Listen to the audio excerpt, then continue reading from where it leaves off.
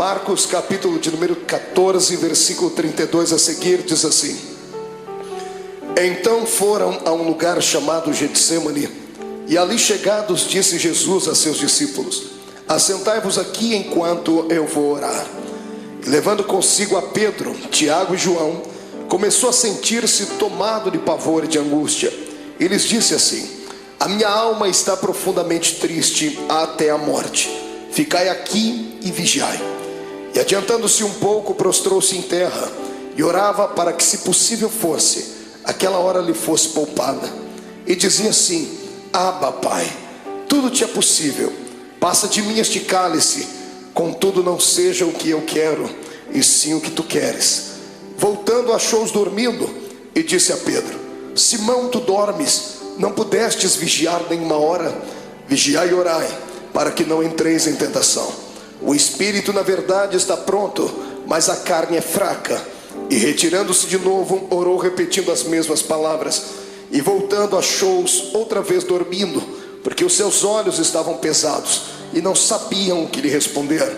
E veio pela terceira vez e disse-lhes: Ainda dormis e repousais? Basta, chegou a hora. O Filho do Homem está sendo entregue nas mãos dos pecadores. Levantai-vos, vamos, eis que o traidor se aproxima. Feche a sua Bíblia, coloque no banco, coloque na cadeira. Pegue na mão da pessoa mais bonita do seu lado.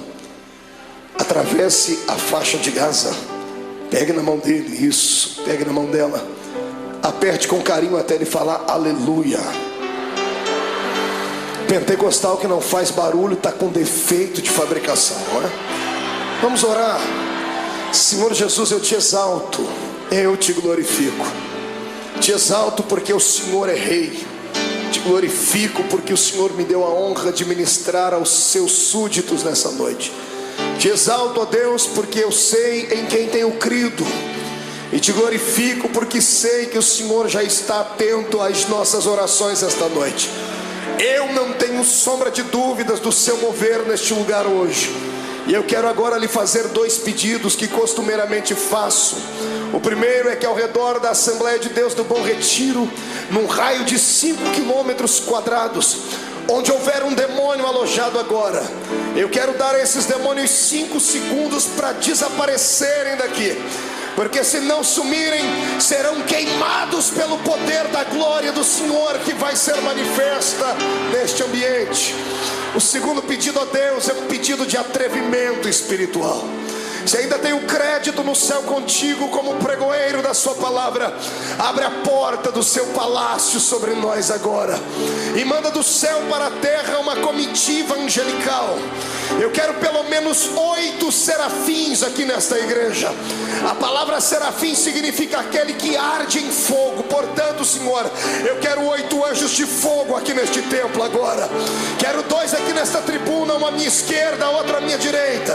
Quero 2 na entrada deste santuário e 4 seres esparramando brasas de fogo na nave da igreja.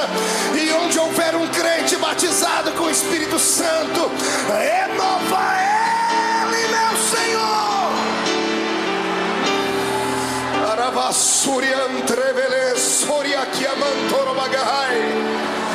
Deus, tu não precisa da ajuda do homem para nada. Tu és onipotente, Senhor. Então mostra a sua onipotência nesta noite. Abala os nossos corações com a sua unção.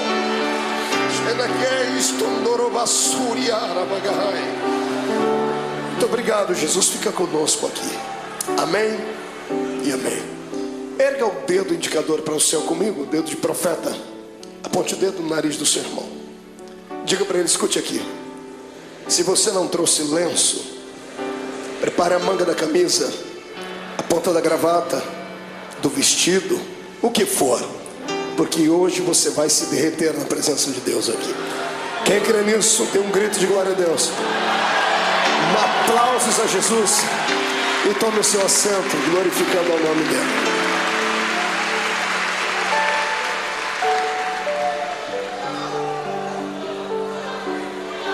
Aleluia. Oh glória. Terá la suria anderei chorogava.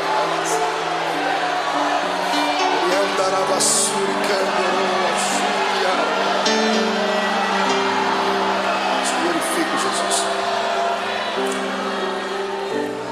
Senhoras e senhores, amada noiva do Cordeiro, quando eu abro a minha Bíblia Sagrada no Evangelho de Marcos, no capítulo 14, aqui onde lemos, diante dos momentos que antecederam a crucificação de Jesus, eu tenho uma palavra atualizada para os nossos corações.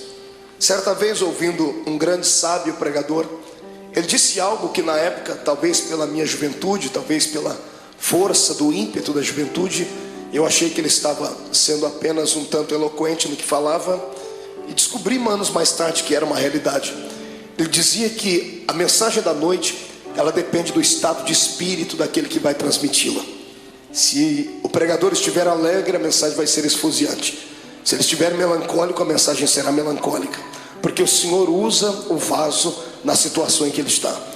Você já me viu pregar aqui mensagens daquela que a tampa da chaleira voa lá para cima. Toda segunda-feira tem sido um mar de poder aqui, não é verdade? Quem tem participado, quem tem ficado cheio de Deus, sabe disso. Mas hoje eu quero levar você por outro caminho. Quero convidar você para se entregar a Jesus hoje e permitir que Ele venha moldar de novo o seu vaso. Eu sei que vaso só pode ser quebrado no processo da preparação. Depois que o vaso está pronto, ele não pode ser quebrado mais, porque se for quebrado, terá que ser colado, e mesmo servindo ainda para alguma coisa, vai ficar dentro dele algumas cicatrizes. Eu quero crer que todos nós estamos ainda num processo de formação, não chegamos ainda à estatura daquilo que Deus quer.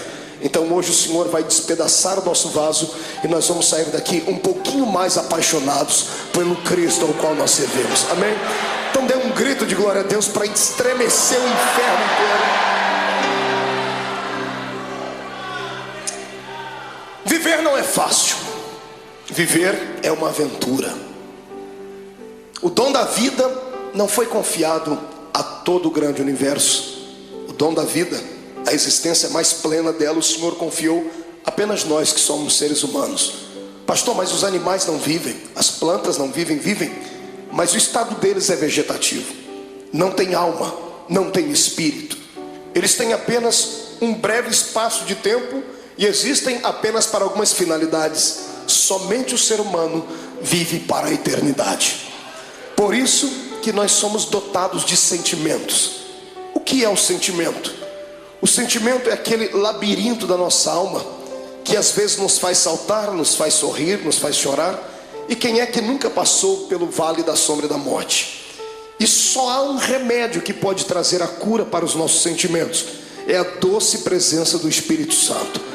Porque a doença da alma, a dor dos sentimentos, da frustração, da depressão e da angústia, ela está localizada onde o médico não consegue localizar, bem na divisão da alma com o espírito.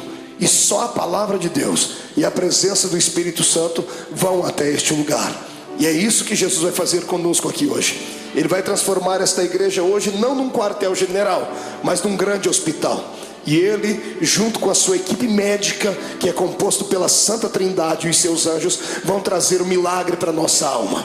Eu profetizo em nome de Jesus que o choro que durou uma noite toda terá que cessar, porque a alegria chegará e a sua alma será inundada com a presença do Senhor Jesus. Olhe para o irmão do Senhor e diga para ele: é só um momento de dor. Diga: vai passar. Quem acredita nisso, dê mais um grito de glória a Deus aí.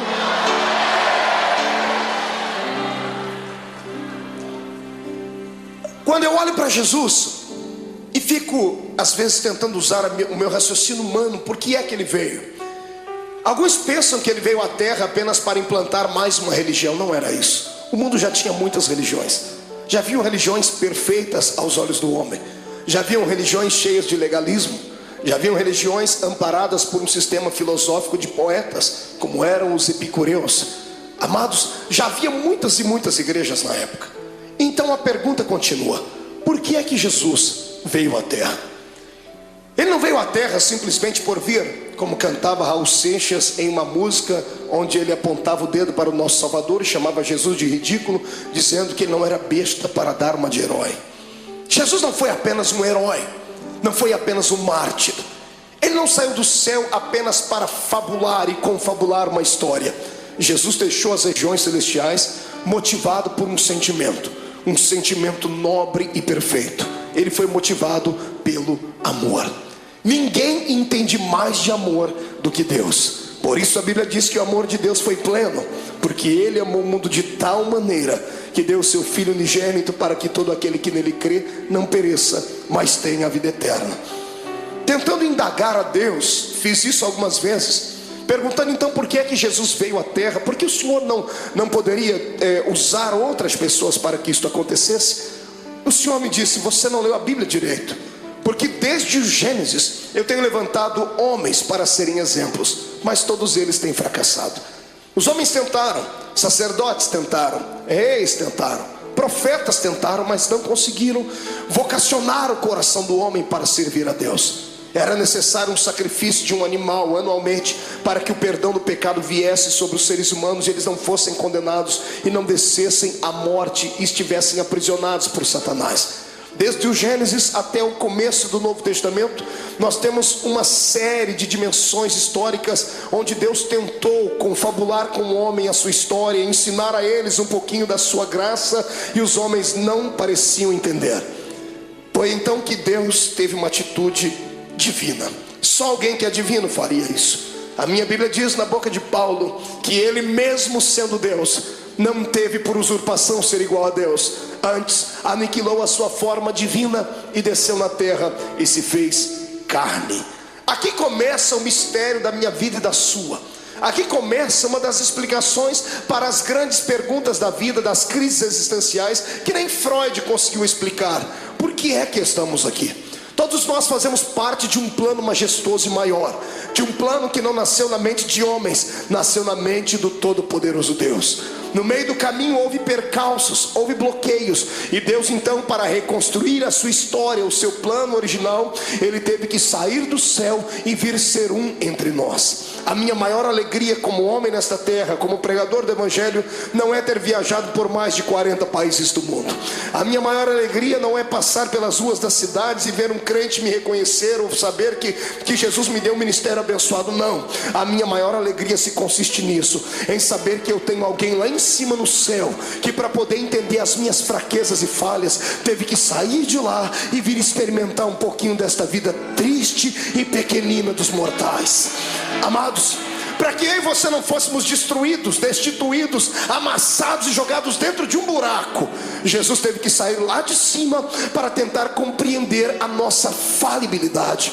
Eu falo isso com propriedade, porque o Deus que está acima do céu nunca pecou, nunca sentiu dor, nunca foi desprezado a ponto de sentir náuseas e vontade de morrer enquanto estava lá em cima no céu.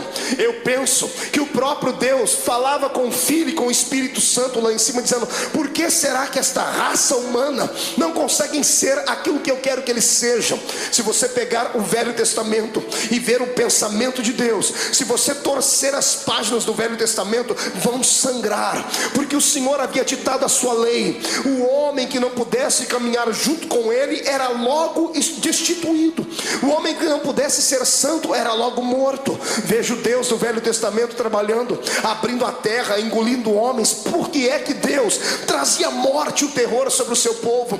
Pensava ele que aqueles que permanecessem vivos, olhando aqueles que foram punidos, se converteriam, seriam mais santos, seriam mais produtivos. E Deus via que, pelo contrário, aquilo parece que trazia, ao invés de temor, trazia ira no coração dos seres humanos. E alguns, por pura rebeldia, tratavam logo de desmerecer a Deus e de serem inimigos dele. O Deus do Velho Testamento tentou, ele fez de tudo que estava na sua mão para fazer, e até o ponto dele chegar no céu, sentado no trono, e dar um grito sobre aquilo que Isaías escreveu no seu livro, gritando bem alto: e agora? A quem eu enviarei? E agora quem há de ir por nós? Porque na terra não tinha ninguém justo o suficiente. Os homens não aceitaram o Deus Jeová, aquele que quando vinha em cima de uma nuvem, fazia tremer os montes, fazia os seus relâmpagos engrandecer o coração dos homens, e os homens não aceitaram.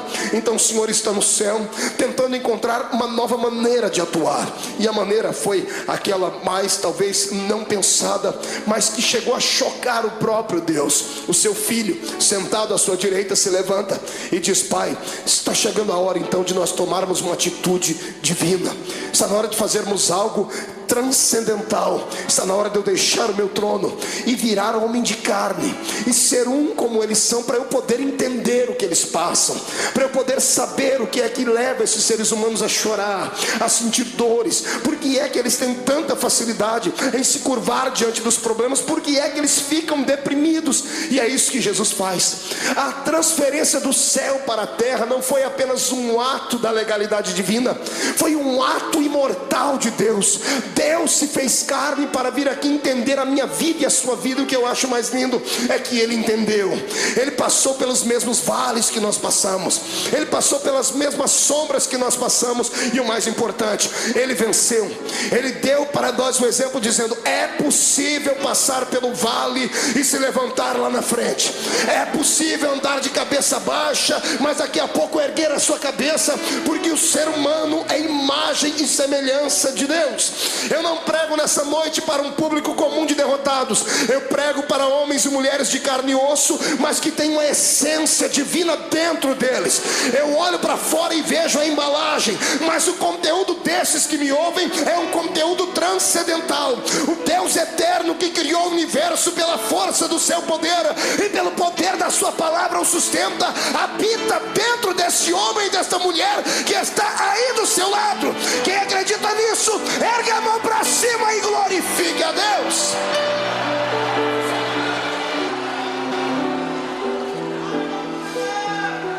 Para tentar entender por que é que a gente chora, grita, geme, sente agonia, Jesus passou pelo mesmo caminho.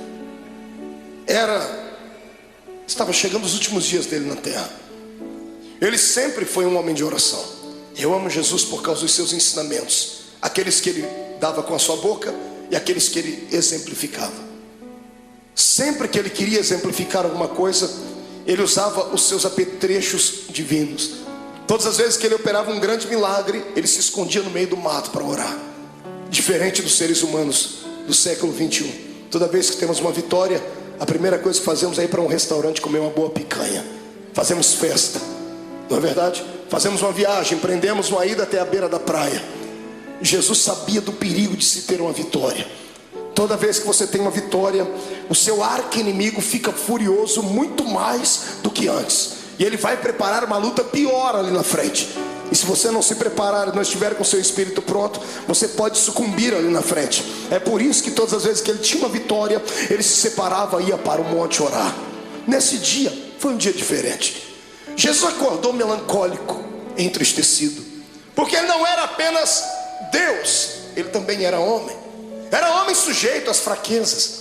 Quando ele se destituiu da essência da glória, ele se revestiu da nossa humanidade. E ele tinha um problema que eu e você não temos. Mesmo sendo homem, ele tinha o poder de ver o futuro, porque ele era homem, mas também era Deus. Ele tinha a sua natureza humana, mas também tinha a sua natureza divina. A sua natureza humana dava a ele condições de sentir sede, ao ponto de pedir para uma mulher: me dá água porque eu tenho sede. Mas a sua natureza divina logo se impunha, e ele mesmo dizia à mulher: mas se tu soubesses quem fala contigo, você pediria água para mim, e eu te daria uma água que você beberia e nunca mais tornaria a ter sede.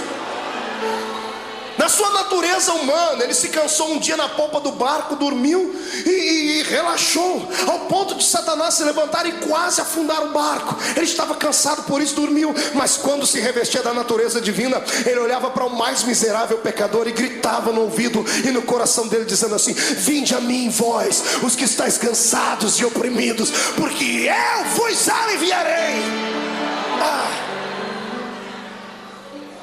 Nessa manhã, o lado humano dele estava tranquilo, porque não enxergava o futuro.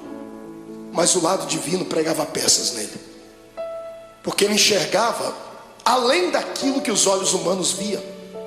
Mesmo sendo homem, ele continuava sendo Deus, e ele tinha percepção de algumas coisas do futuro. E dessa manhã, quando ele acordou, ele sabia o que ia acontecer. Sabendo o que ia acontecer, ele não sorri, ele não conta uma história comum, porque ele era um homem como nós somos.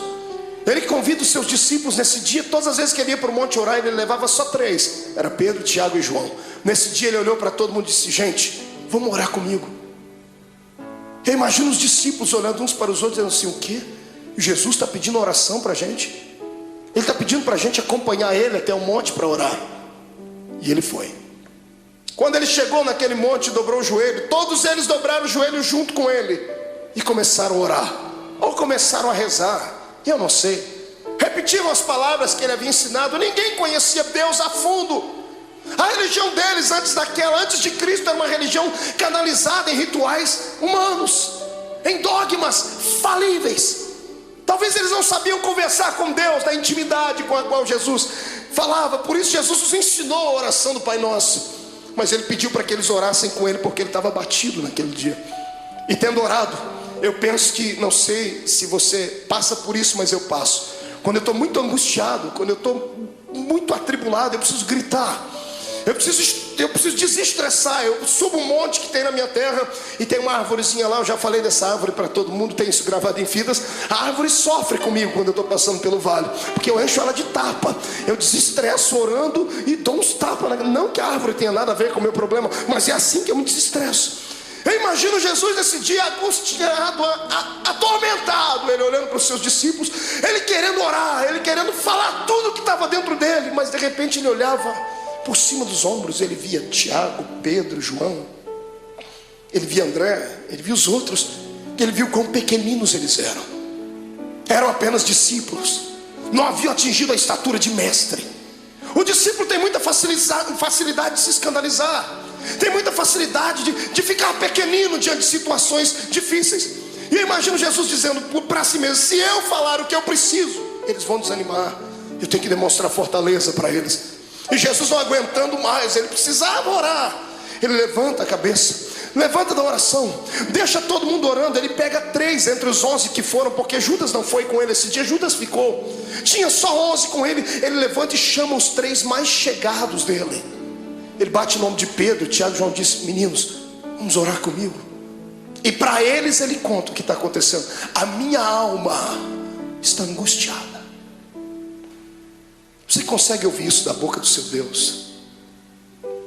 Ou você acha que isso é um privilégio só seu? De sentir dores, de chegar em dias dentro da sua casa que dá vontade de morrer, dá vontade de entrar dentro do quarto e fazer uma besteira? Ou você acha que porque você é crente, você está bem guardado e você tem anticorpos espirituais suficientes para te proteger de toda a avalanche do mundo? Não, você é um ser humano.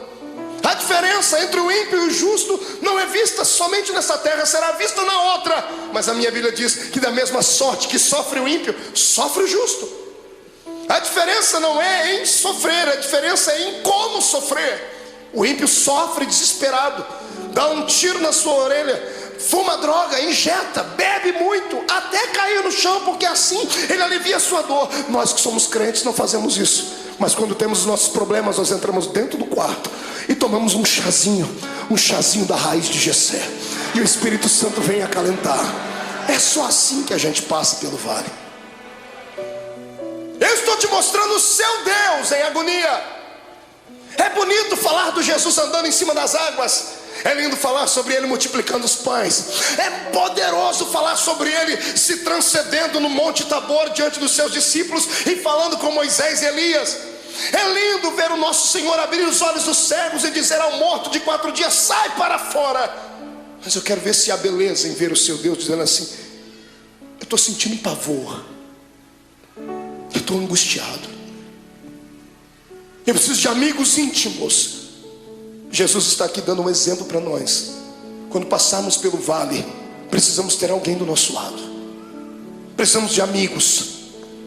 O que vale na nossa fé cristã é isso, que nós temos pessoas que nunca vimos antes, mas depois de 5 minutos de conversar já chamamos ela de irmão. Eu sei que tem muitos aqui que são colegas, mas existem alguns amigos, poucos, mas são. Quando você passar pelo vale da sua alma, não passe sozinho, não faça besteira. Peça para Jesus preparar alguém para que você possa desabafar, contar os seus problemas.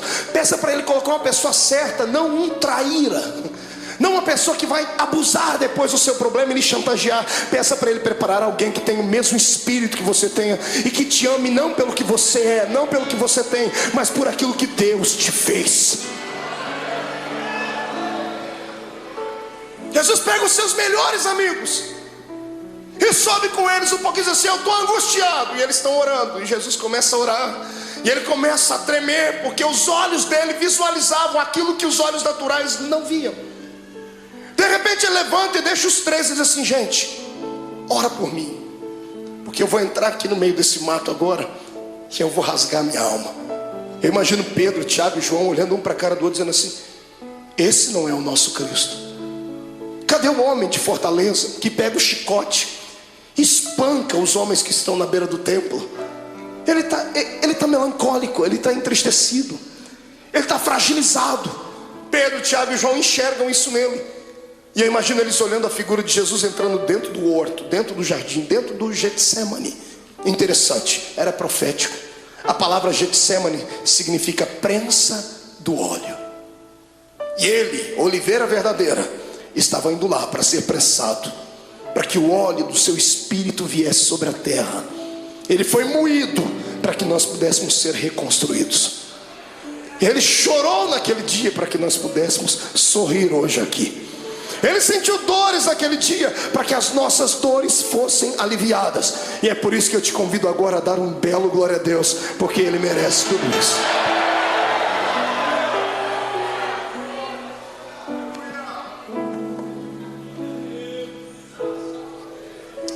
Ele começa a orar. Agora que não tem mais ninguém perto dele, ele rasga a alma e diz assim: Pai, eu sei que a hora é chegada, mas o meu lado humano não está aguentando. Então eu vou fazer um pedido ao Senhor: se der, Pai, passa de mim esse cálice. Se der, risque esse momento. Se der, me priva de sentir aquilo que eu já estou vendo que vou ter que sentir. Quando Jesus ora desse jeito, é posto uma vírgula na sua oração. Se levantam dois reinos do lado dele nesse momento: o reino de Deus e o reino de Satanás. Os anjos se calam no céu, o próprio Deus está em silêncio no céu olhando. Os demônios estão fazendo figa, estão torcendo, dizendo assim: se ele não for até o fim, não tem salvação. Se ele não for até o fim, o plano está mais uma vez destruído. E Satanás está lá orando para si mesmo, pedindo para que todos os poderes das trevas viessem trazer uma nuvem negra sobre Jesus naquele dia. E quando Jesus diz: Pai, se for possível, passa de mim esse momento, esse era o lado humano. O lado divino dele sobrepõe. E ele abre os olhos. E se como homem ele enxergava apenas o jardim naquela noite, se como homem ele enxergava apenas as árvores, o céu que devia estar escuro e o vento soprando, se como homem ele enxergava apenas pedras e relva, como Deus ele enxergou além de tudo aquilo. Ele enxergou além das pedras, além da relva.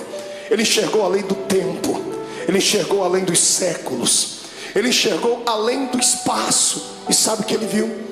Você.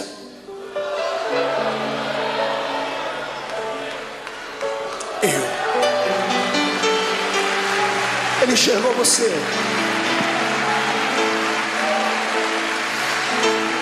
Sabe como ele te enxergou? Não como um super-homem ou uma mulher maravilha, bem trajado dentro da religião, cheio de poderes, de status, não. Ele enxergou você sofrendo no seu quarto. Ele enxergou você chorando pelas ruas de São Paulo, desempregado. Ele enxergou você no momento em que as pessoas mais te atormentaram, que os seus inimigos lhe perseguiram.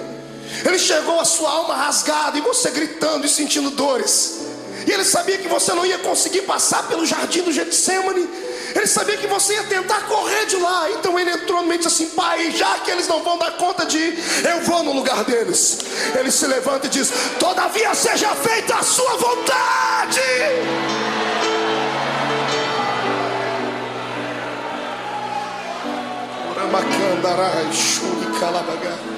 Feche seus olhos por um momento. Eu sinto que a noite deste dia vai ser diferente.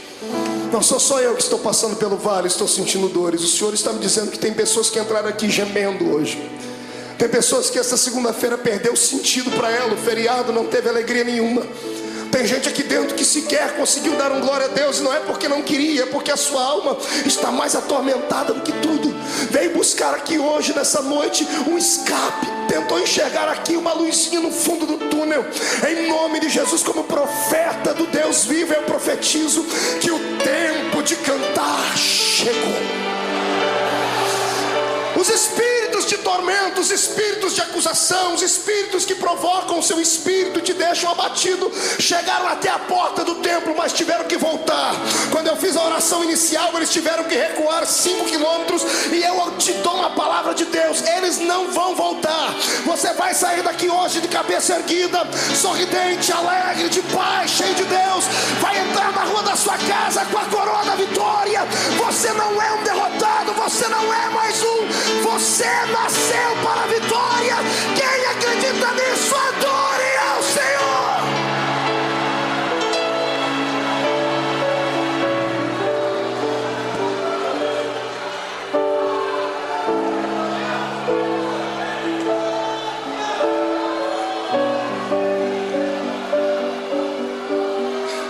Então eu vou lhe convidar hoje aqui, irmão. Rasga a alma, filho. Chora. Vomita tudo que está dentro da sua alma, põe para fora. Porque você não é um super-homem. Não se autoflagele. Eu sei que você hoje orou como Paulo: Senhor, o que eu quero fazer sempre eu não faço, o que eu não quero eu estou sempre fazendo. Senhor, eu tenho um espinho na carne. É como se o mensageiro do diabo viesse, me esbofeteasse e me jogasse no chão. Eu quero que você ouça aquilo que Paulo ouviu. Deus se levantou do trono e não acusou ele, não apontou o dedo. Deus olhou para Jesus do lado dele, viu a mão furada, viu o sofrimento do filho e disse assim: ô Paulo, fique tranquilo. Como, Senhor? Eu estou angustiado. A minha graça te basta. Senhor, não é o suficiente, então eu vou preencher agora. O meu poder se aperfeiçoa na sua fraqueza. A matemática de Deus é diferente. E eu profetizo que aqueles que entraram fracos aqui dentro hoje, Satanás não vai ter coragem de cruzar o seu caminho por pelo menos um mês. Eu profetizo em nome de Jesus que aqueles que entraram aqui entristecidos, chorosos, estão recebendo hoje o revestimento do Espírito. Vão sair daqui armados até os dentes. Eu digo aos demônios: caiam fora da vida dos servos de Deus, porque o poder do Senhor se manifesta. Mão direita para cima. Faça um carinho nas costas do seu irmão. Diga para ele: a angústia, o pavor, a angústia e a tristeza, a angústia e o abandono são o caminho mais fácil, mais rápido de tocar o coração de Deus.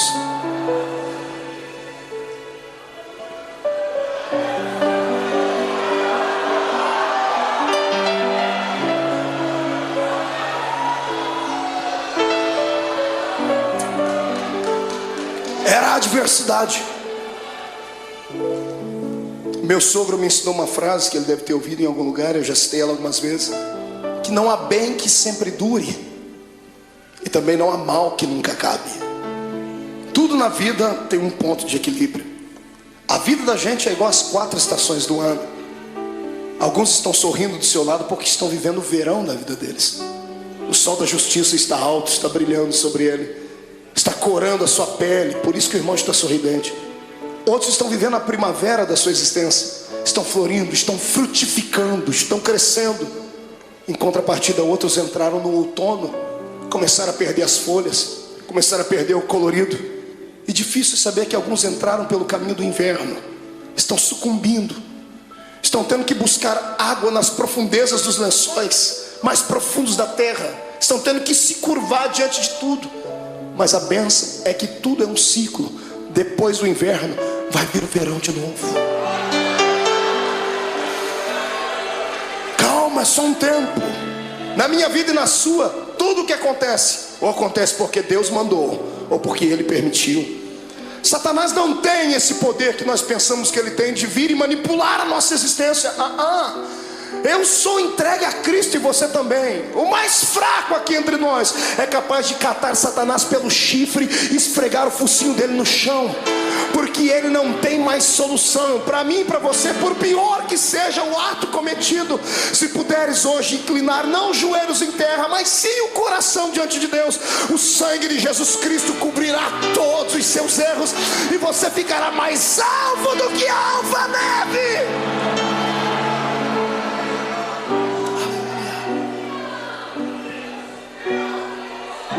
Mas escute,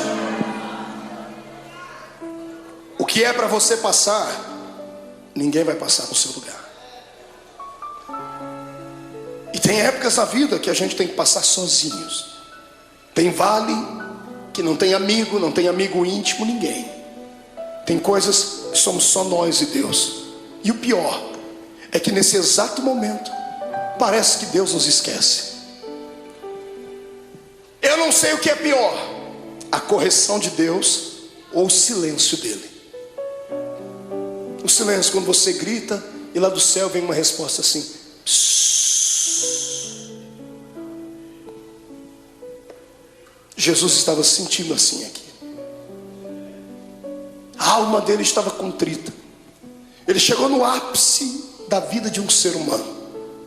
Ele levanta daquele horto tremendo, suando sangue.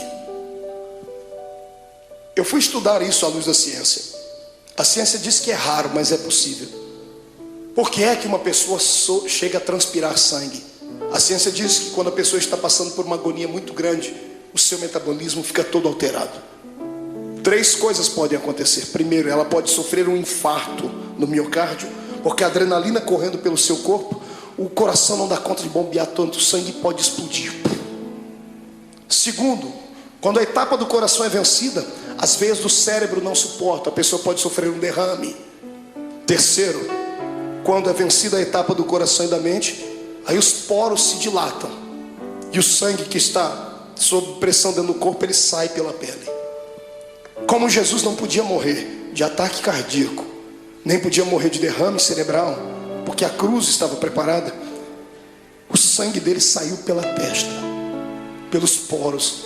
Eu queria que você imaginasse a afeição do seu Cristo quando ele passou a mão na testa e viu o sangue.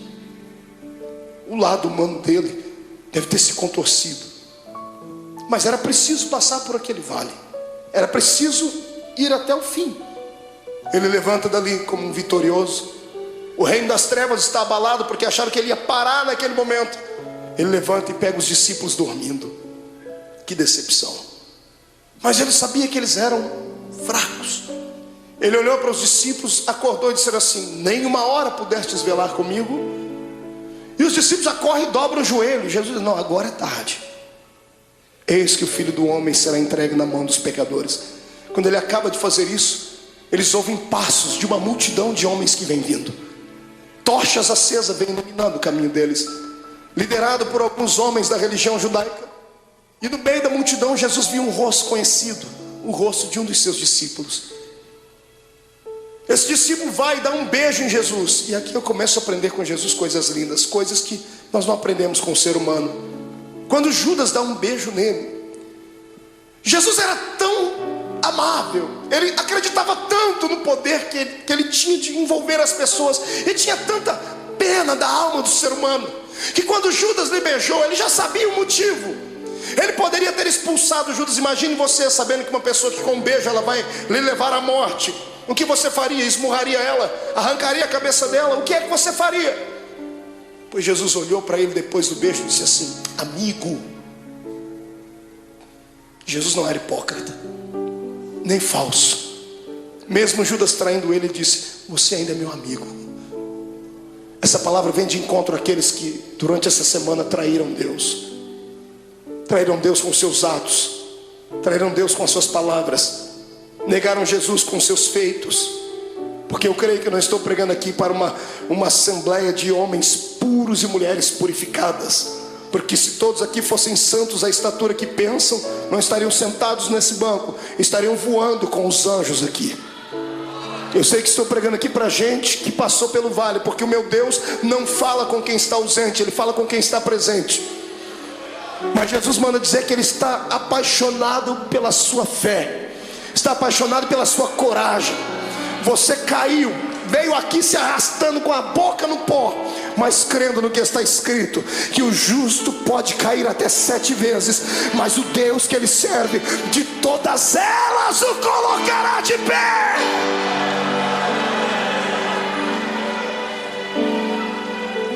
Você continua sendo amigo de Deus. O amor de Deus não dá para se entender. O amor de Deus tem que ser aceito. Não fomos nós que o escolhemos, foi Ele quem nos escolheu. E quantas vezes você já fez essa pergunta: por que o Senhor me escolheu, Deus? Por que você acha que Deus te escolheu, irmão? Pela sua força? Pela sua oratória? Pelo seu talento de cantar? Você acha que Deus olhou para você e disse: não, esse aqui eu vou poder usar, então eu vou investir nele, e o outro que não prestava ele não investiu? Não foi nada disso. Deus olhou para você e alguma coisa em você atraiu Ele. Não foi você que foi buscar Deus em uma igreja, foi Ele que trabalhou no seu coração em casa, usou o testemunho de alguém. Deus queria você, mas a palavra final foi sua: eu vou. Quando você disse vou, o Senhor disse: pronto, eu escolhi, agora Ele veio. Você foi escolhido por Deus. Escute, deixa eu lhe dizer uma palavra, que isso aqui vai quebrar esse demônio que te atormenta, vai acabar com a sua depressão. Escute: nenhum ser humano pode surpreender Deus.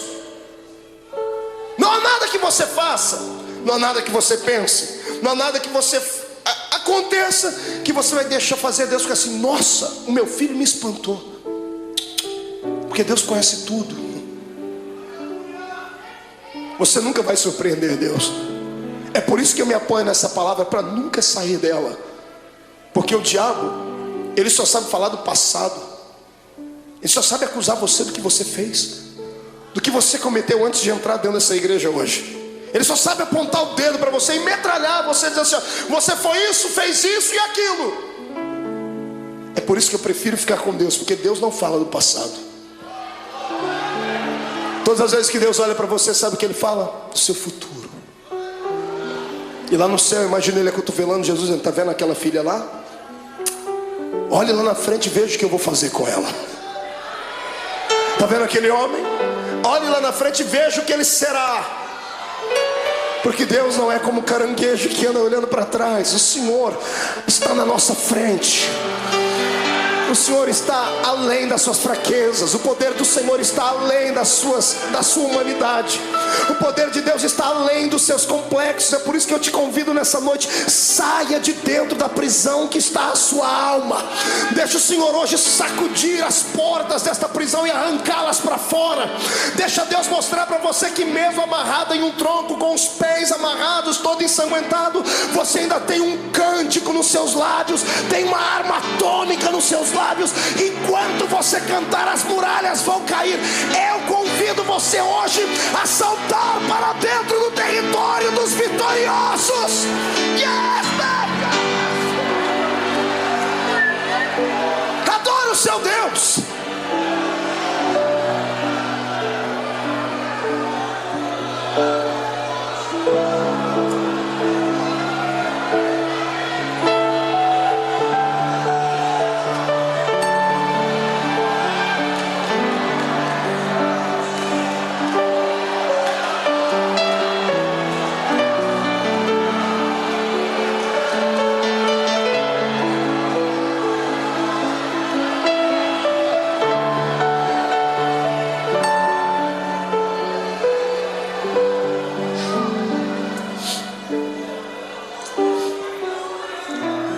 É hoje o dia que Deus escolheu para arrancar você de dentro do quarto escuro da sua vida. Os espectros do passado que te sondam, os demônios que encontraram uma brecha, vão ter que serem rápidos para saírem, porque se não saírem serão destruídos. Eu vejo a força de Deus chegando para dentro de você. Eu vejo o Espírito Santo sentado nas asas do vento, trazendo em ambas as suas mãos brasa de fogo para purificar o seu pecado. E na mão direita dele uma unção de gozo para te fazer saltar pelo menos uma semana inteira.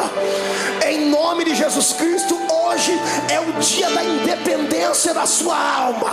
O Senhor te fará saltar muralhas. Quem acredita nisso, tire o pé do chão para adorar.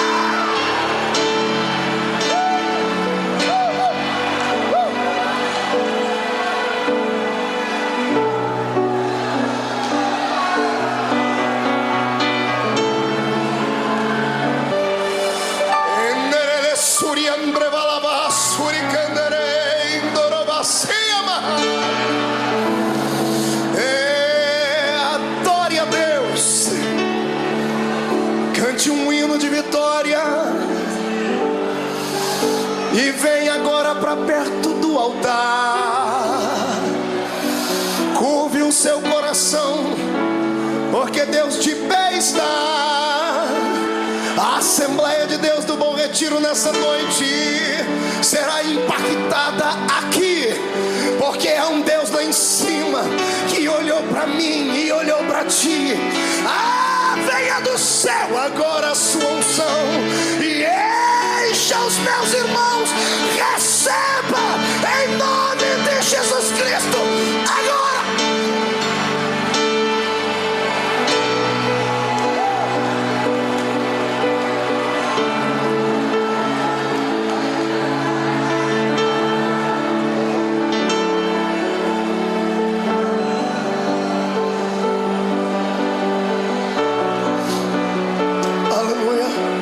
Sente um pouquinho. Olhe para cá.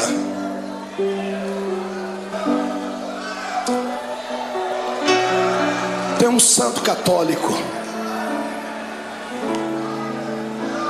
Ele foi canonizado pelos homens, mas o exemplo de vida e de fé dele impactou um tempo. Chamava-se São Francisco de Assis. São Francisco de Assis fez uma oração, e uma frase da sua oração eu peguei para mim, para orá-la sempre que eu estou passando por problemas. Ele disse assim: Deus, dá-me forças para suportar aquilo que eu não posso mudar. Gravou ela aí? Peça isso para Deus. Dá-me forças para suportar aquilo que eu não posso mudar. Tem coisas na vida que não dá para mudar. O filho que foi embora não volta mais. A doença que dizimou parte do corpo não tem como retroceder. O abandono, a tristeza, muitas vezes não tem como retroceder. Então peça para Deus te dar força para suportar. O que importa é em como enfrentar esse dia de dificuldade. É em como você vai enxergar o seu jardim. Você pode enxergar o seu jardim como sendo o ápice do abandono de Deus, ou pode enxergar o seu jardim como sendo o pódio da coroação da sua vida. Depende da maneira como você foi para lá. Jesus foi preparado para o jardim. Por isso ele orava antes, incessantemente. Por isso ele buscava Deus. Por isso ele passou 40 dias no deserto, em jejum. Porque ele sabia que a missão dele era grande, como a sua é. Sabe por que você está querendo parar? Porque você não se preparou. Tem levado uma vida de brincadeira, pensando que a igreja é apenas um lugarzinho de reunião social, pensando que a fé cristã é só aqueles dogmazinhos ensinados pelo pai e pela mãe. Não, a salvação não é hereditária.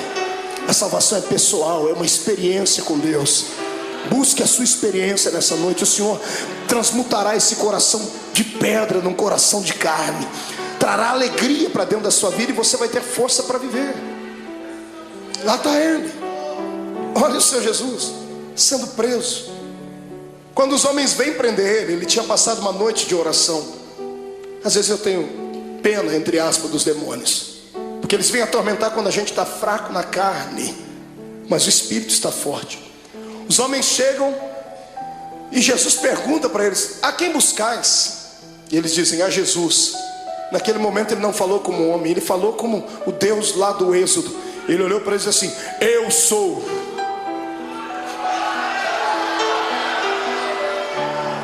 Por um pouco aqueles homens não morreram fulminados, porque quando ele liberou a sua palavra, rema, eu sou, eles caíram no chão. qualquer preso sairia correndo, qualquer pessoa condenada sairia correndo, qualquer covarde sairia correndo. E eu não duvido que os discípulos iam pegar na mão dele: Jesus, aproveita o momento e foge. E ao invés de ele ir para a direção contrária, ele vai e ajuda as pessoas a ficar de pé. Você consegue imaginar Jesus pegando Imagina ele falando: I'm sorry, desculpe. Em vez de falar como homem, eu falei como Deus. Foi só um momento, eu estou aqui, pode me prender.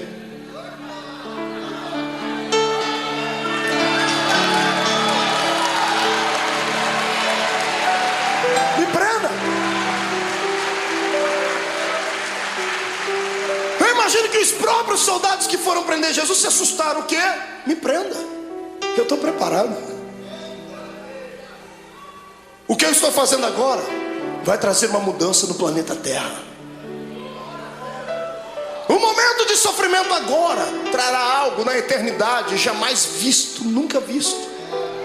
Se o grão de trigo não morrer, ele vai viver para sempre na solidão. Mas quando ele morre, ele gera outros. Eles podem não amar-me suficiente, podem não ter orado comigo à noite, podem ter me negado, podem ter me vendido, mas eu os amo. Aleluia. O amor de Deus é o amor ágape. Você já conhece isso, é cartilha dos crentes. Amor eros, amor filos e o amor ágape. Amor eros é de homem para uma mulher, o amor filos é de mãe para filho, filho para pai.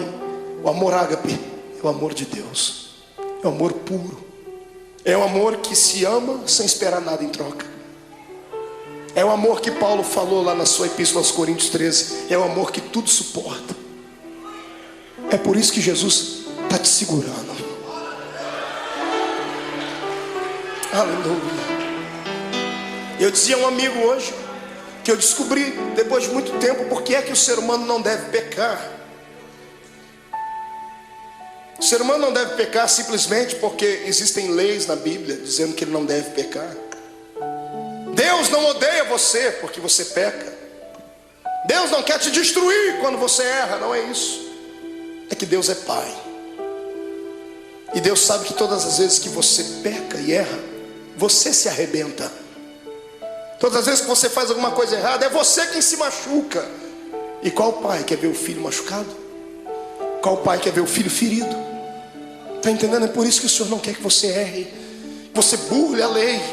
Porque tudo que Ele estabeleceu são princípios, e tudo que foge dos princípios te machuca. Olha para você agora sofrendo por causa desse adultério. Olha você sofrendo aí dentro, as mágoas, tristes, desejando uma pessoa que não é sua e não pode ficar com ela, não tem jeito. Olha vocês sofrendo porque pegou aquilo que não era seu. Olha aí você sofrendo porque passou por cima de tudo aquilo que Deus tinha para você. Olha você angustiado. É isso que te tira da igreja. Não é a perseguição do pastor, não é a palavra pesada do outro, não é. São aquilo que nós infringimos na lei de Deus. E Jesus me disse ao meu ouvido enquanto eu estava de joelho ali: tem muita gente que quer se afastar da igreja, filho. E fala para eles que não importa o que eles fez, importa o que eu fiz por eles. Sai da frente, Satanás, eu estou com raiva de você. Eu tenho certeza que nesta noite os planos de Satanás mais uma vez caíram por terra, porque o Senhor te ama e ponto final. Quem é amado por Deus, adore a Ele.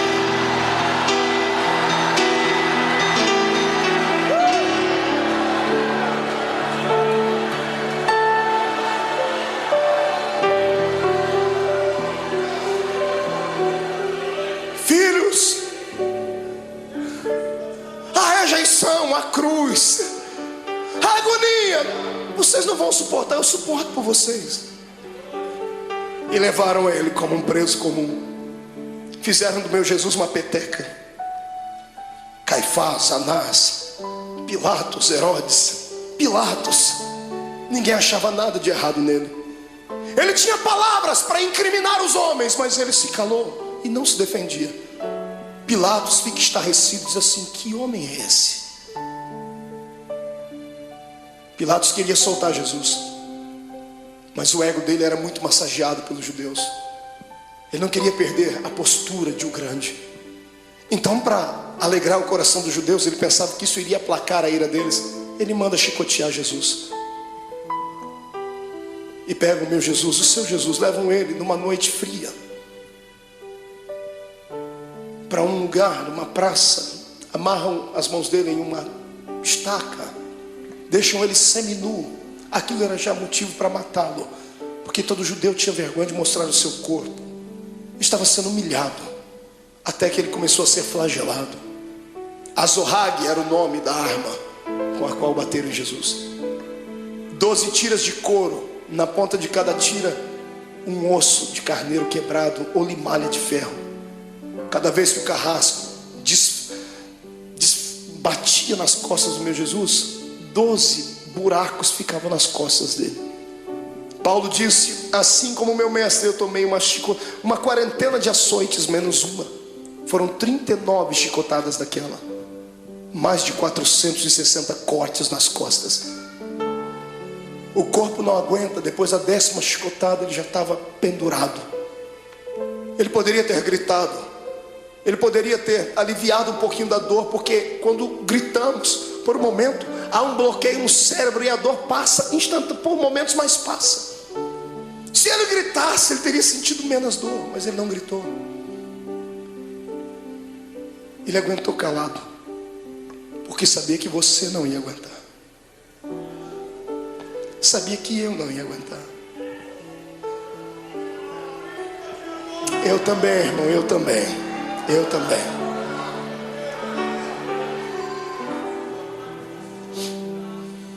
Quando tiram Jesus da estaca, ele está semi-morto, caído no chão.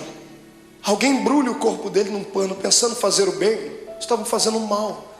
Jogam ele dentro de uma cova, dentro de uma cela fria, úmida, fétida. No outro dia de manhãzinha, Pilatos já havia se reunido com algumas pessoas. O povo não havia quem acalmasse o povo. O povo quer a morte dele. Pilatos se levantou e chamou a multidão e disse assim: olha, hoje é um dia especial. Hoje eu tenho direito e posso liberar o perdão para um preso. Vocês têm esse homem chamado Jesus e tem Barrabás. Barrabás era um terrorista, era um prisioneiro político. Era um homem que queria lutar contra o reino de Roma. Por isso estava preso. Um homem zarrão, de quase 1,90 m, diz a história. E quando colocaram Barrabás e pegaram o nosso Jesus todo machucado de manhã, ele não jantou na noite, não tomou café de manhã. Ele estava fragilizado, com o corpo tremendo, perdeu muito sangue na noite. As pessoas olham para os dois e, pagos por dinheiro, gritam: solte Barrabás. Pilatos não entende o que a multidão está falando. Ele vai, lava as suas mãos, diz assim: bom, que caia sobre a cabeça de vocês o sangue desse homem. Os soldados ficaram possessos por demônios. Agarram o meu Jesus e o seu, e o pano que estava coberto sobre o corpo de Jesus havia colado nas feridas que estavam nas costas dele. 400 cortes abertos, o pano colou a noite toda ali. Um soldado arranca aquele pano com força, abrindo todas as feridas de uma só vez. Ele deve ter soltado um gemido muito forte. Para brincar com ele, porque alguém dizia que ele era o rei, fizeram uma coroa de espinhos. Cada espinho tinha pelo menos 9 a 10 centímetros de comprimento. Espinhos que eram capazes de perfurar uma madeira. E colocaram na cabeça do nosso Jesus. Colocaram uma capa vermelha sobre ele, bateram com uma cana na cabeça dele para que a coroa fincasse mais ainda. E alguém dizia: tu não és o rei? Eis aí a tua coroa. Pegam o patíbulo da cruz, a haste onde os braços dele foram presos e fixos, colocam nos ombros dele e ele sobe a via da crucificação. A cruz não podia ser posta inteira nos ombros de um preso, porque ela pesava quase 140, 150 quilos. Ninguém daria conta de levar. Era só a parte principal. Jesus está subindo aquela travessia. Aquilo era um show, era um espetáculo que todos aguardavam. Todo mundo estava esperando ver ali um preso político, um preso famoso. E quando muitas pessoas começam a ver Jesus passando ali, a agonia tomou conta do povo. Eu fico imaginando as pessoas que estavam lá naquele dia. Imagino Lázaro, o amigo de Jesus, do lado de Marta e Maria, as irmãs segurando ele. eu vou lá, eu vou soltar ele, eu vou fazer alguma coisa. Mas não vá, Lázaro, se for vai morrer também. Ele vai passando o olhar, ele vê todos aqueles para quem ele multiplicou o pão e deu na mão deles. Os amigos que ele tinha desferiram contra ele a traição. Pedro está andando do lado, triste porque já tinha negado Jesus. A mãe de Jesus vai ao longe, olhando o filho querido. No meio do caminho ele não aguenta. A Bíblia não diz, mas é possível que Jesus tenha tombado com o peso daquele lugar, daquela cruz, da haste daquela cruz, porque ele estava muito cansado, estava com fome, estava machucado. E o soldado romano, enfurecido, endemoniado, olha no meio da multidão, e para humilhar mais Jesus, escolhe um homem diferente no meio da multidão. Ele pega o Cirineu, Simão o Cirineu. Cirineu não era sobrenome. Cirineu falava do lugar onde ele havia nascido, Cirene. Cirene ficava na Etiópia. Era o único negro que tinha ali naquele dia. Pegaram um negro para colocar ali, para ajudar Jesus a carregar a cruz, dizendo: nenhum dos seus irmãos te amam. Colocaram um estrangeiro para ajudar Jesus a carregar a cruz. E eu fico aqui imaginando com a minha mente, ele está sofrendo, está morrendo e está ensinando a gente que quando passarmos pela nossa via da crucificação, não tiver nenhum amigo para ajudar a carregar a cruz, não tiver nenhum parente para ajudar a carregar a cruz, Deus enviará um estrangeiro para ajudar. Aleluia. E o mais lindo é que o estrangeiro já está do seu lado, o Espírito Santo. É Ele quem te ajuda a carregar a cruz. Está sentindo Ele aí, irmão? É por isso que está ficando mais leve a cruz. Eu não oro para que Jesus tire essa cruz dos seus ombros, mas eu peço para que Ele te dê força para carregar ela até o fim, porque vamos trocar as cruzes que nós temos por coroas do céu. Aleluia. Passe pelo vale dando glórias ao seu Deus.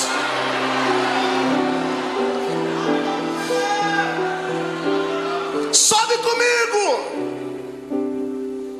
Vem no Gólgota comigo. Ele está subindo, a multidão está indo atrás, os soldados estão gritando. Quando chegam lá em cima no Gólgota, tiram a haste que estava sobre os ombros de Jesus e pegam a haste maior e pregam-na, e estão sim numa cruz. Pegam Jesus e vão crucificá-lo. A história diz que a cruz era feita 5 dias antes da crucificação, era feita sob medida. Por quê? Por causa do tamanho e o peso do preso. Era feita sob medida porque antes de pregarem o preso já havia um lugar próprio para cravar o prego. Já faziam um buraco na cruz para que facilitasse a entrada do prego. Então quando vão pregar o nosso Jesus, problema, a cruz não era dele, era sua, era minha, era do infeliz, do Barrabás. E os pecados de Barrabás, os meus e os seus, eram muito maiores do que tudo já imaginado. Os pecados da humanidade inteira. Quando pregam a primeira mão, facilitou a entrada do prego. Quando vão pregar a segunda, não dá, porque o braço dele era menor. Então eles esticam Jesus. O salmista disse que esticaram o nosso mestre, ao ponto de quase desconjuntar os ossos. Os ossos não podiam ser quebrados, mas desconjuntados. Quando esticam Jesus, ele sente dores inimagináveis. Pregam a mão dele, o suplício maior vem na sequência, porque a mão ainda tem muita carne. Como é que se prega o pé? Não pregaram 2 pés de uma vez, porque não tinha prego que suportasse. Pregaram primeiro o primeiro pé, pregos de 17 centímetros, golpe desferido em cima do osso, ou entre as juntas dos pés. Quando o primeiro prego entra e crava o pé do meu Jesus naquela cruz, ele deve ter se contorcido, um desejo de gritar, mas era tudo que Satanás queria ouvir, fraqueza. E ele engolia seco, porque por dentro ele dizia para si mesmo: já vai acabar, não vai demorar muito, eles não vão suportar isso, então eu suporto por eles. Pegam o segundo pé e outro prego, pregam o segundo pé em cima do primeiro. Então temos 2 pregos segurando os pés dele na cruz. Quando os soldados levantam a cruz, o buraco no Gólgota está feito. Levantam a cruz e eram presos. Você já viu algum policial tratar bem um preso? Abrir a porta do camburão e dizer assim: entra por favor, querido. Ninguém disse: olha, vamos colocar a cruz com cuidado. Quando eles levantam a cruz e soltam dentro daquele buraco, soltam com todo o peso do corpo dele. Quando a cruz bate dentro do buraco do Gólgota, o corpo de Jesus pende para frente. Ele fica preso pelos pregos das mãos e dos pés, e o corpo pende para frente. Os seus ossos comprimem o seu pulmão e ele não consegue respirar. Ele sabia mais do que ninguém que carne sufocada, Deus não aceitava o sacrifício dela. Então ele arruma força onde não tem, ele segura nos pregos, ele firma os pés e traz o corpo para trás, num esforço quase que sobre-humano, sentindo dores que você jamais sonhou. E quando ele encosta na cruz, ele respira um pouquinho só aliviado. E então ele começa a ficar tonto. Estava fraco do dia anterior. As moscas começam a visitar o corpo de Jesus. Se você já fez serviço militar, você sabe o que eu estou falando. Quando você está diante de todo o esquadrão e um maioral está passando perto de você, você não pode nem se mexer. Posição de sentido. Os mosquitos voam em volta do nariz, dá vontade de colocar a mão, mas não pode. Jesus estava ali, ensanguentado, suado, sentindo dores. As moscas estão voando sobre ele e ele não tem força nem para expulsá-las. Do lado dele é posto um bandido e do outro também. Quando ele olha para os dois bandidos, eu penso que ele intercede pela alma deles. O da direita o da esquerda fica endemoniado. O diabo entra dentro do corpo dele e ele olha para Jesus e diz assim: oh, você não é o Deus, você não é o Cristo, você não é o Todo-Poderoso? Sai da cruz e tira a gente daqui, rapaz. Imagina a tristeza com que isso chegou no ouvido de Jesus. Pensa, você está morrendo por ele e ele está debochando de você. A dor daquilo deve ter sido maior do que a dor dos pregos, maior do que a dor do chicote, porque a dor do desprezo é maior do que tudo. Deus olhou do céu e disse: não, meu filho não vai ficar assim. Espírito Santo entra no coração daquele bandido da direita. Vamos fazer um equilíbrio. O da direita fica cheio do Espírito Santo. Pregado na cruz, grita para o outro: pare de atormentar ele. Esse homem não fez nada, a gente está aqui porque merece, ele não. O da direita estica o pescoço, porque Pilatos deu um presente para Jesus. Mandou colocar uma insígnia em cima da cruz: Rei dos Judeus.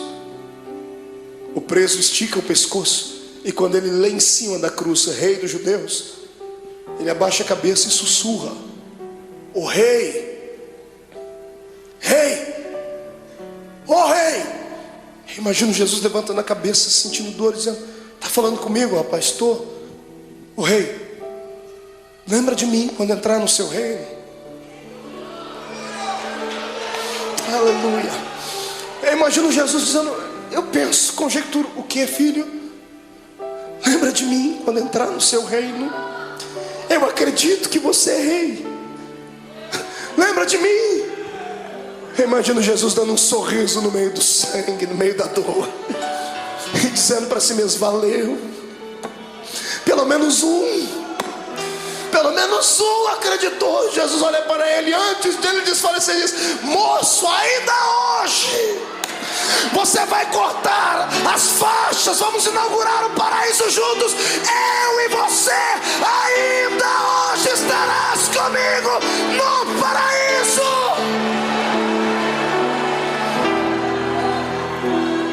Era bacana.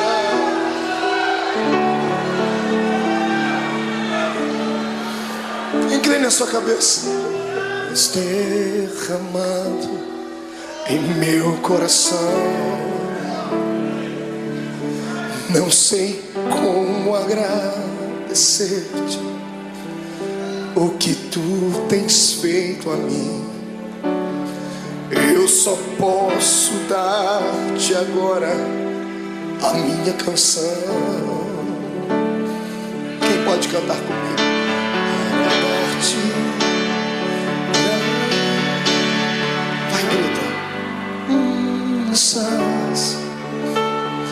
Graças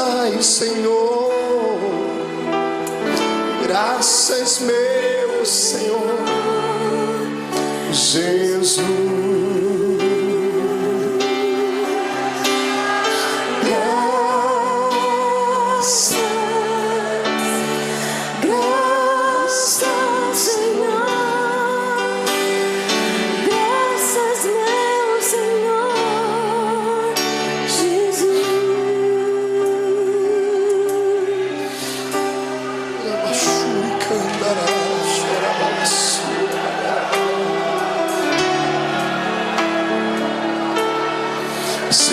Diante do seu Deus, crente.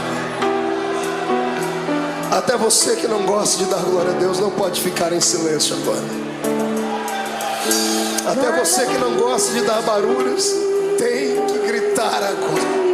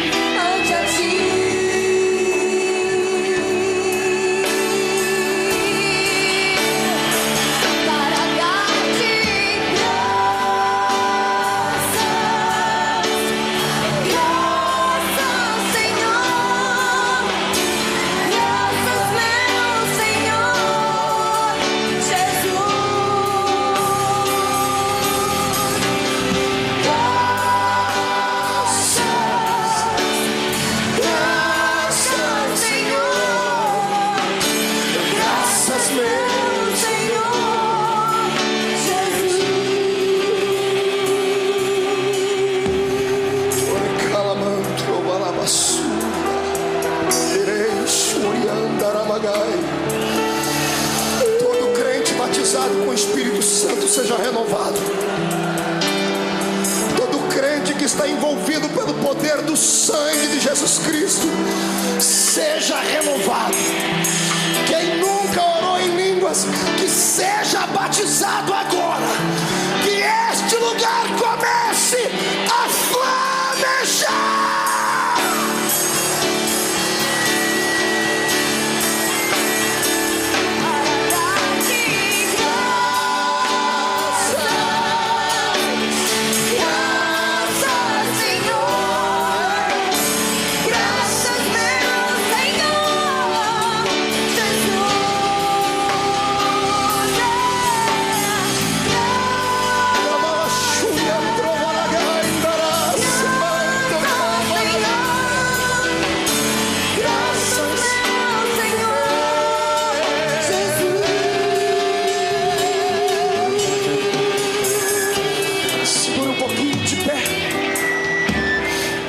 Seu irmão,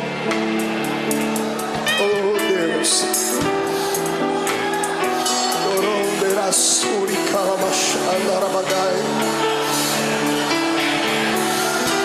eu sinto o poder do sangue de Jesus aqui. O Senhor está perdoando pecados nessa noite. Aleluia!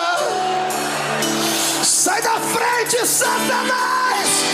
Estamos em guerra!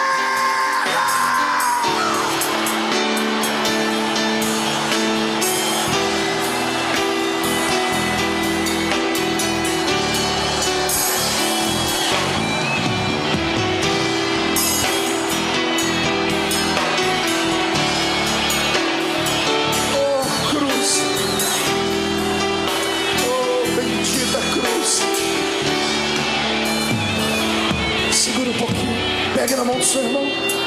Olhe para cá.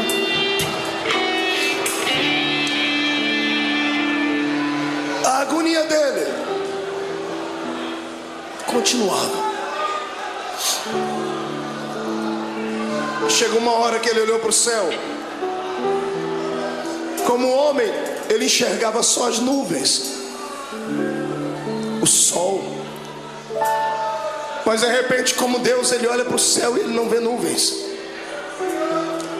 Ele olha para o céu e não vê pássaros. Ele vê o trono, Rupinas.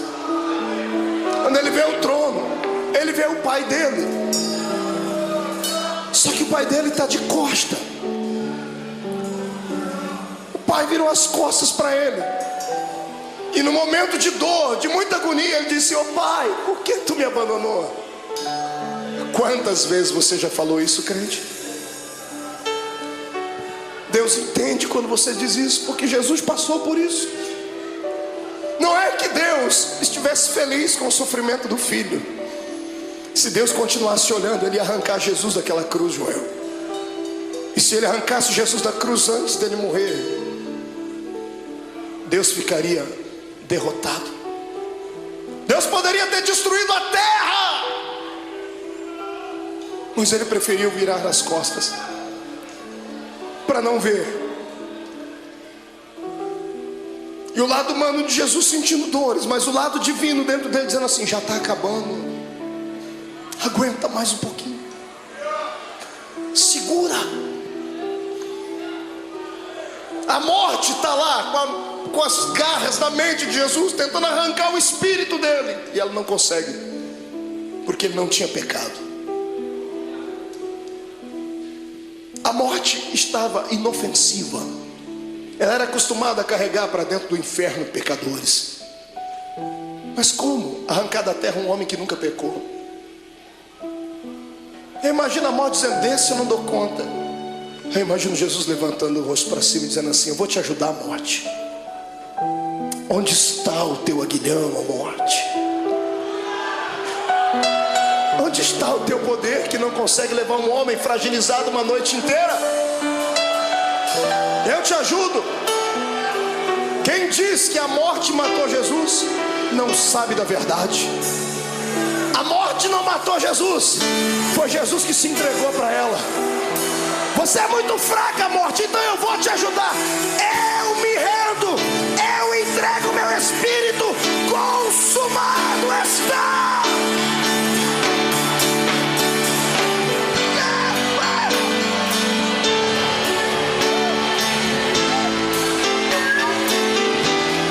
Este é o Cristo que tu serves.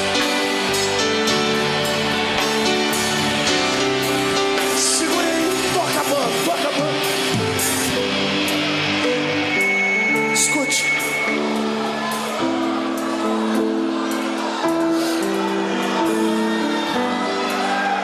Segure só um pouquinho. Quando a cabeça de Jesus pendeu, o astro-rei deixou de brilhar. O cosmos e a natureza se curvaram diante do Rei eterno. As rochas se fenderam. O sol se escureceu. A multidão que gritou: crucifica-o, começou a bater no peito e dizendo: ele era Deus. O centurião que ajudou a fragilizar o corpo dele está embaixo da cruz, gaguejando e dizendo: esse homem era o Filho de Deus. Maria está embaixo, João está abraçado com ela, dizendo: aguenta, mãe, aguenta. Tiram Jesus da cruz. Ele morreu primeiro do que os bandidos. E um dia eu orei a Deus, Deus me revelou por quê. Por que Jesus morreu antes dos bandidos, irmão? Será que Jesus era tão fraco assim? Porque os outros bandidos também foram flagelizados. Por que Jesus morreu primeiro? Eu perguntei a ele um dia, e o que ele me respondeu: é só crente cheio do Espírito Santo para entender. Jesus nunca gostou da morte. E todo morto que cruzou o caminho dele ressuscitou. Todo. Ele chegou a parar velório, cortejo fúnebre. Jesus nunca gostou da morte porque ele era Deus. Ele sabia que o homem não foi feito para morrer. Toda vez que a morte cruzou o caminho dele, ele parou ela. Nesse dia, para não ver os dois morrerem antes, ele falou: eu vou morrer primeiro, porque se eles morrerem eu vou ter que ressuscitar eles aqui. Perto de mim ninguém fica morto. Aleluia.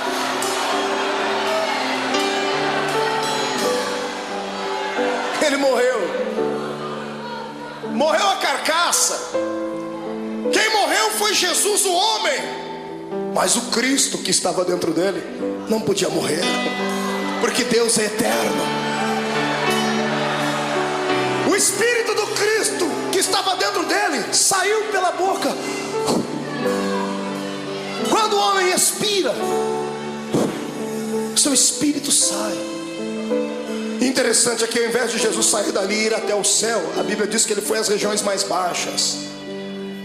Ele foi num lugar muito interessante que poucos crentes conhecem, pouca gente prega.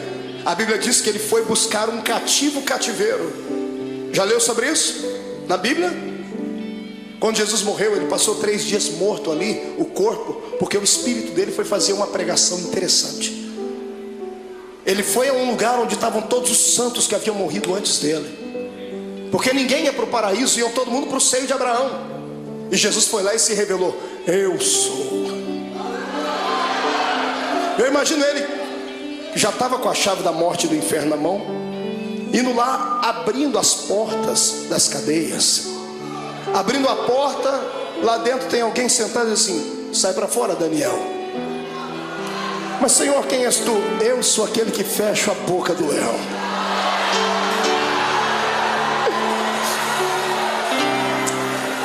Sai para fora, Jeremias. Quem é o Senhor? Eu sou o oleiro e você continua sendo vaso. Vai na porta. Sai para fora, Ezequiel.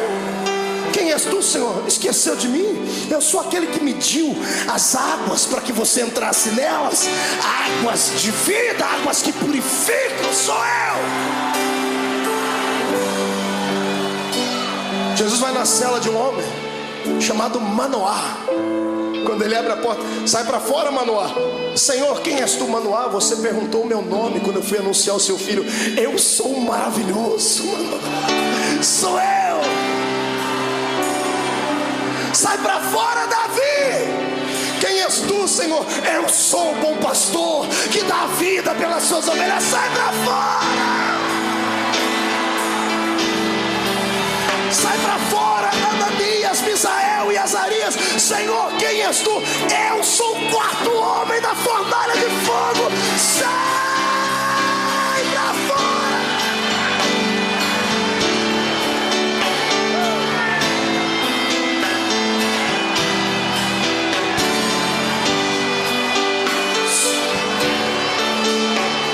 Segure. Jesus chega numa porta. Era um dos últimos a ter entrado lá antes dele. Ele abre a porta, está lá um sujeito de barba. Ele diz: João, sai para fora, João. Mas Senhor, quem és tu? João não me conhece? Imagina João olhando e dizendo: oh Senhor, desculpa.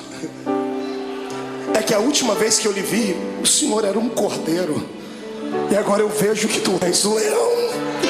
O leão da tribo de Judá.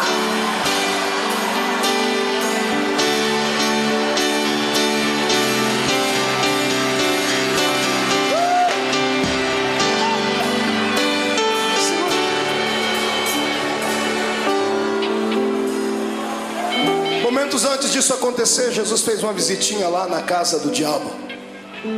Está todo mundo chorando aqui em cima, na terra, e tem um monte de demônio fazendo festa no inferno. A morte e o diabo dançando catira e forró. Os demônios cantando, é festa. Jesus morreu. Quando Jesus morreu, eles esperavam que ia cair uma pedra em cima da cabeça deles. Quando Jesus expirou, eles: ai, mas não aconteceu nada, então vencemos. Passaram a noite toda fazendo festa lá no antro do inferno. Não foi num belo dia, os demônios todos deitados, cansados, dormindo. Eu imagino. a escuridão do inferno começa a receber luz. Ele vem, e não vem andando, vem flutuando dentro daquele lugar.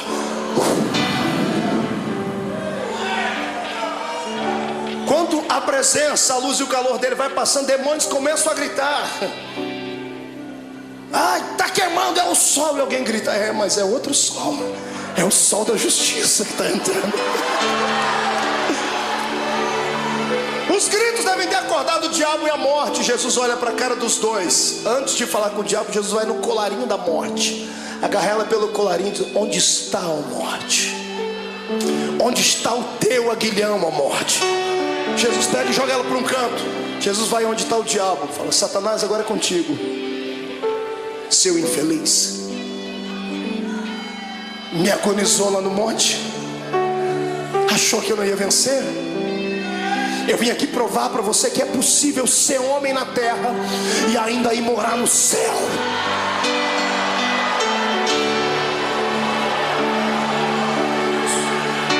Eu imagino o diabo com as duas mãos aqui, ó.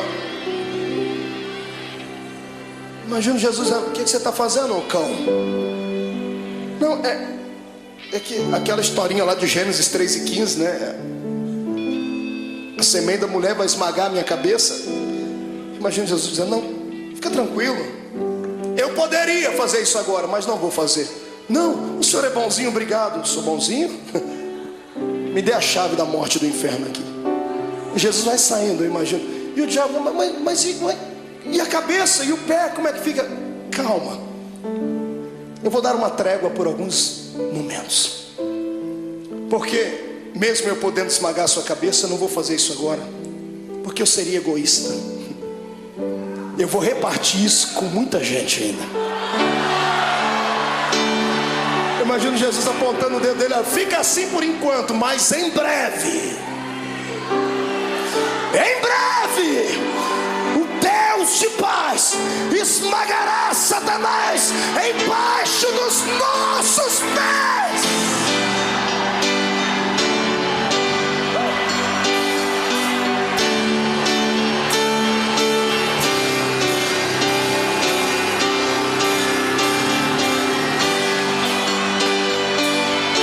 Segura, vamos encerrar.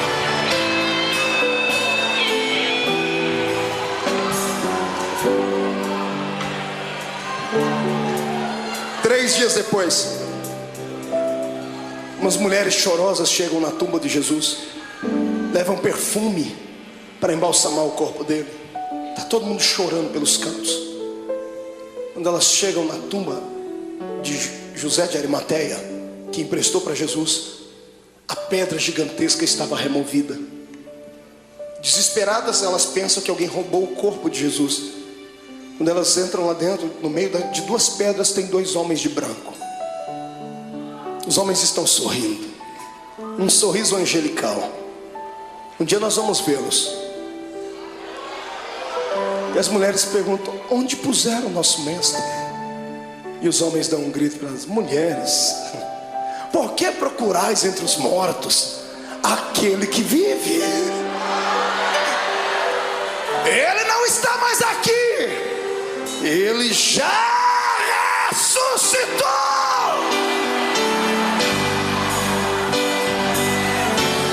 Vou te dar um conselho: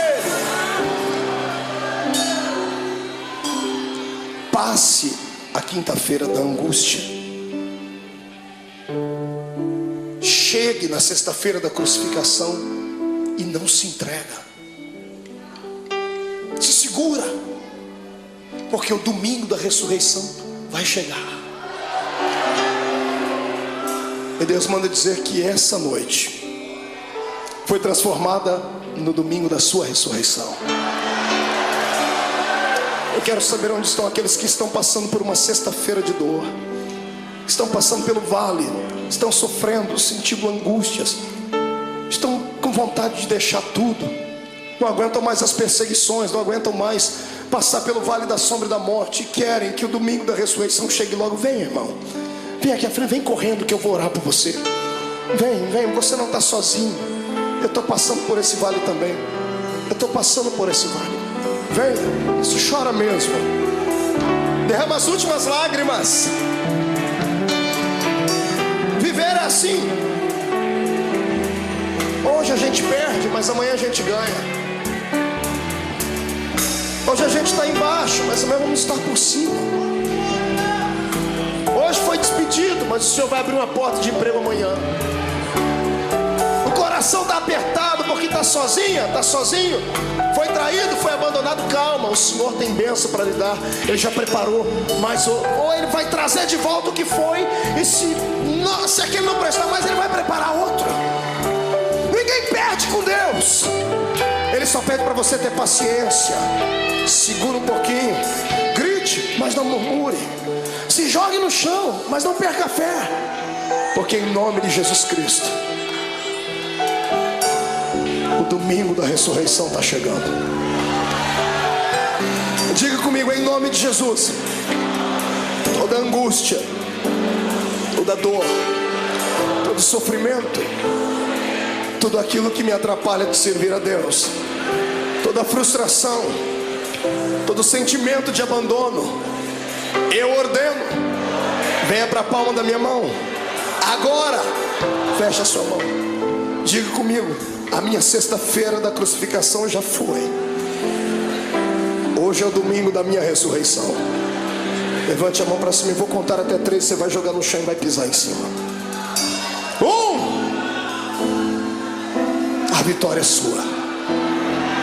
1,5. Hoje o Senhor te transporta para o reino dos vitoriosos. 2. A sua casa será impactada pela ressurreição de Deus. 2,5. Satanás é um derrotado, com um D maiúsculo. 2,75. É o dia da sua liberdade.